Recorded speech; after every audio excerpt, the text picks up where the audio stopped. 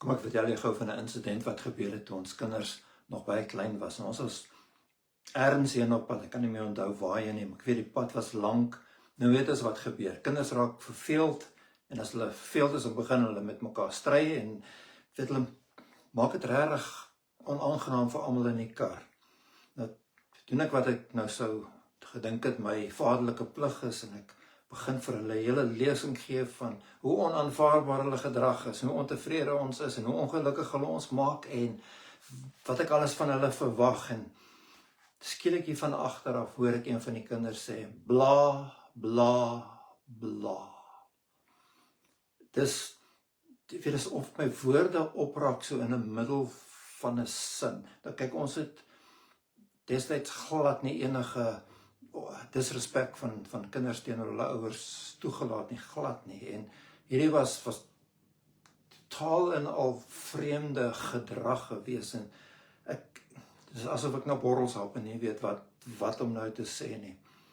Maar op daardie oomblik sien ek een van die groot advertensieborde van een van die selfoonmaatskappye en in massiewe letters bla bla bla. Daar's nie disrespek gewees nie, sy het gelees wat sy daar op die bord gesien het. Maar wat sy daar gesien het, wat sy gelees het alles oorheers op daardie oomblik vir haar.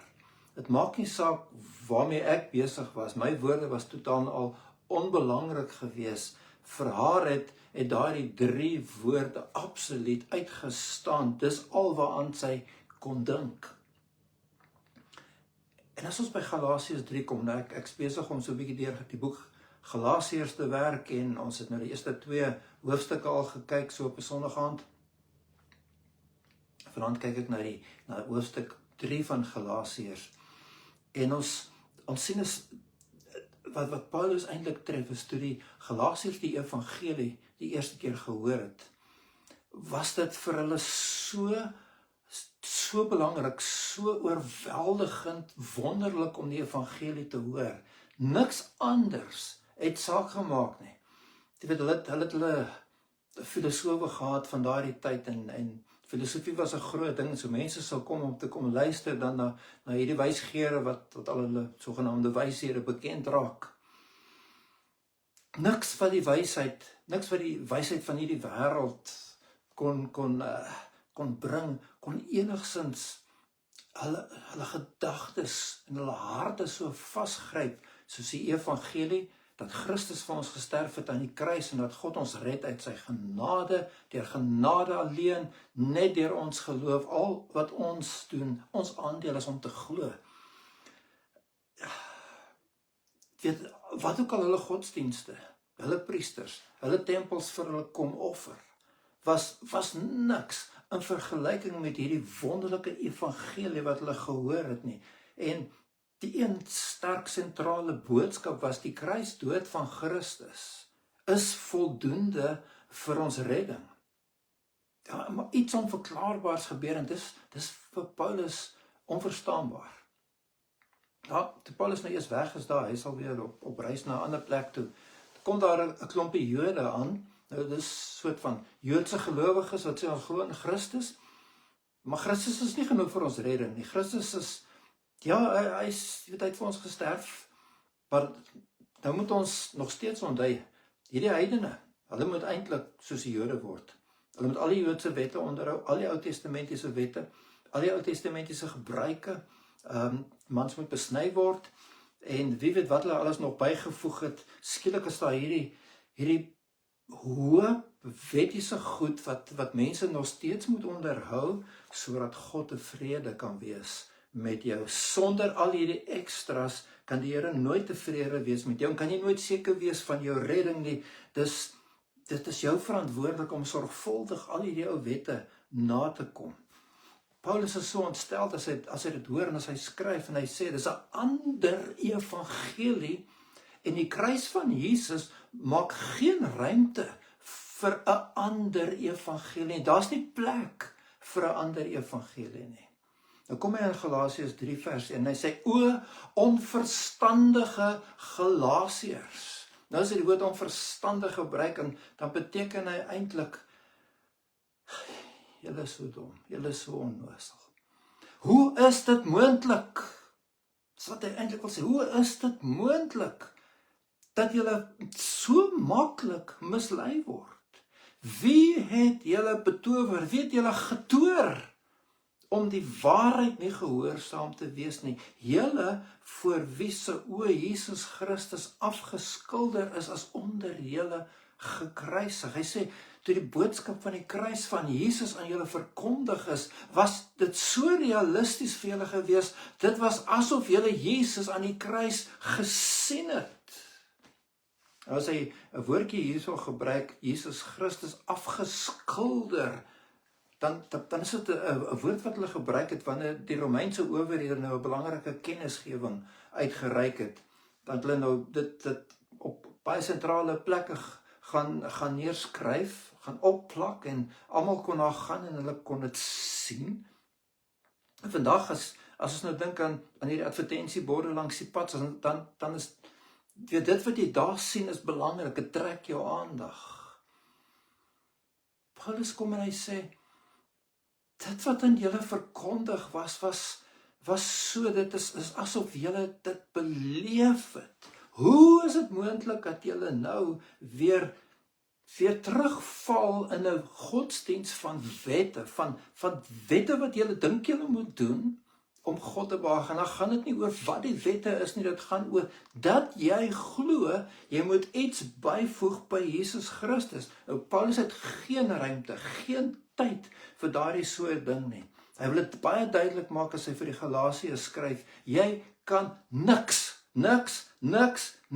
byvoeg wat Jesus aan die kruis klaar gedoen het nie. Hy sê, daardie leer wat hierdie klomp Jode verkondig, Galasiërs 1 vers 5, is 'n ander evangelie. Hy sê, hierdie mense loop nie reguit volgens die waarheid van die evangelie nie, Galasiërs 2 vers 14.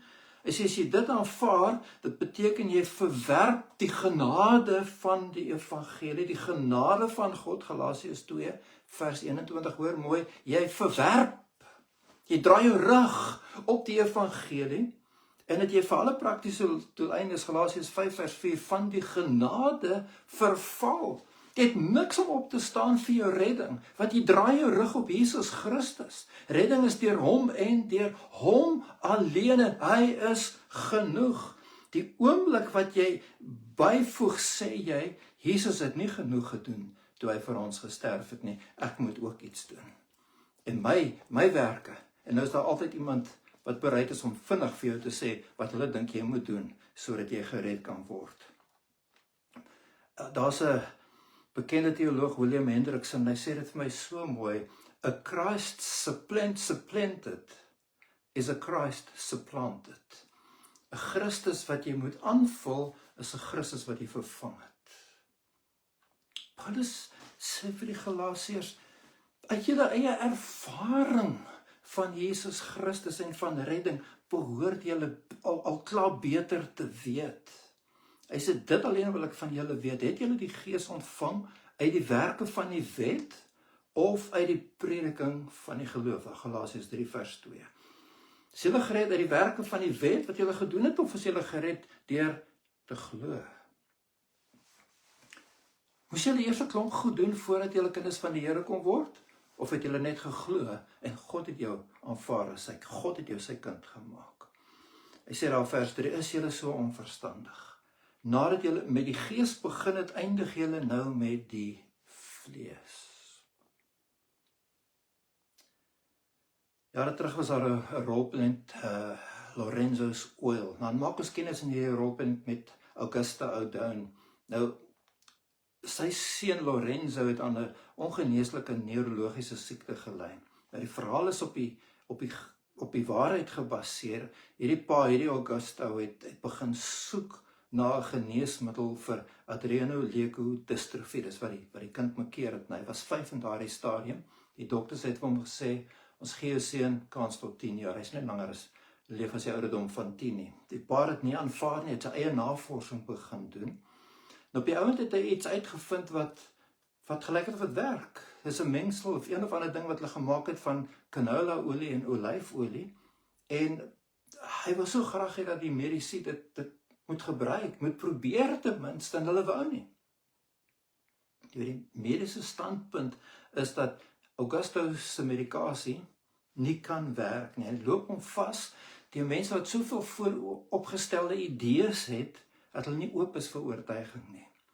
Kom ons wees eerlik, is nie net in die mediese wetenskap wat 'n mens hierdie tendens kry, jy weet dat jy so vasglo aan wat jy glo dat jy afgesluit is vir nuwe ontwikkelings nie. Veral as daai ontwikkelings dan nou revolusionêr is. So, mense dink binne 'n bepaalde, wat ons noem 'n paradigma. Hulle het 'n spesifieke manier van dink oor dinge.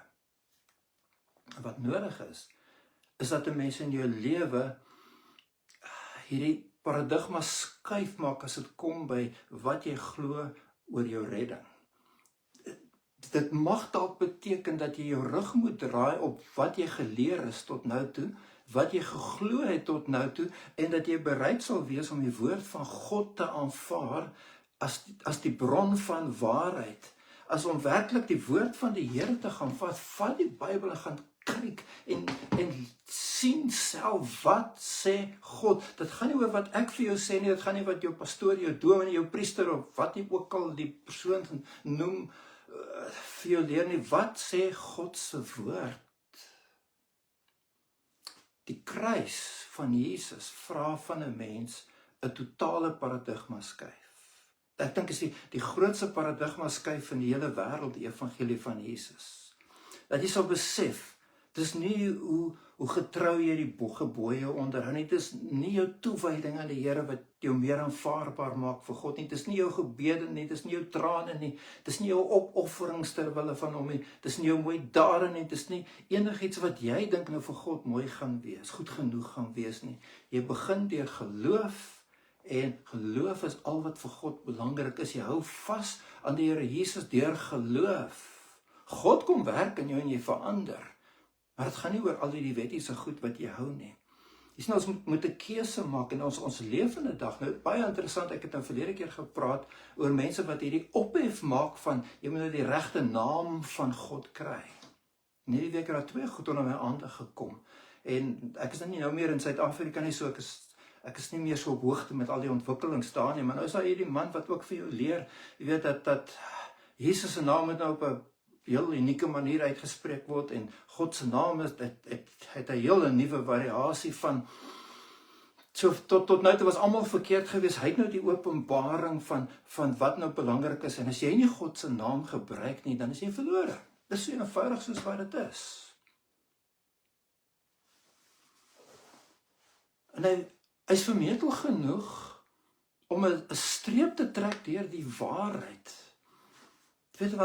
Weet om te sê, ons mag almal net in beginsel net die Hebreëse naam gebruik, en die naam van Jesus moet dan net volgens een of ander Hebreëse manier wees, want ons mag dit nie vertaal nie. Hoe onlogies kan 'n mens dink? Elke taal is 'n ander taal. Petrus word Pieter, word Petros. Afhangend van die taal waarin jy is. Jy kan maar praat van Jesus. Dit gaan oor jou hart en jou geloof in die seun van God.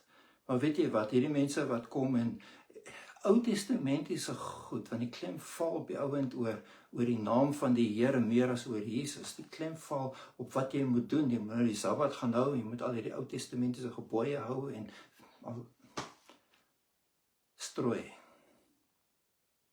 Kom weg van die strooi af.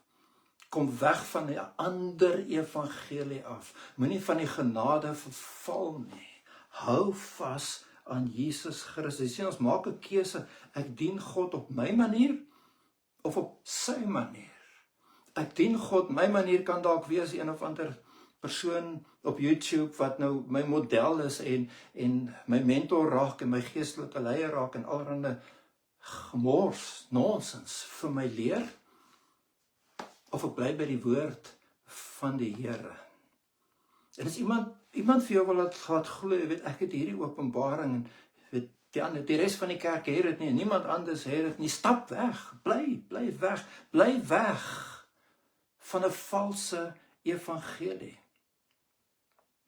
dieselfde misleiding wat die Galasiërs gehad het, is dieselfde misleiding wat ons vandag kry. Die evangelie lê nie klem op moedsemonies.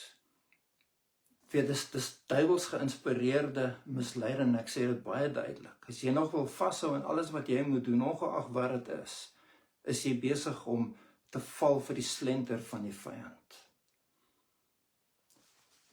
Ek gee jou 'n voorbeeld. Op 12 Augustus 2000 sink die Russiese duikboot Kursk, en dit is nadat daar 'n ontploffing aan boord was, en die duikboot gaan lê op die bodem van die Arktiese Oseaan, en almal wat aan boord was, het gesterf. Maar gestel nou, hulle het oorleef.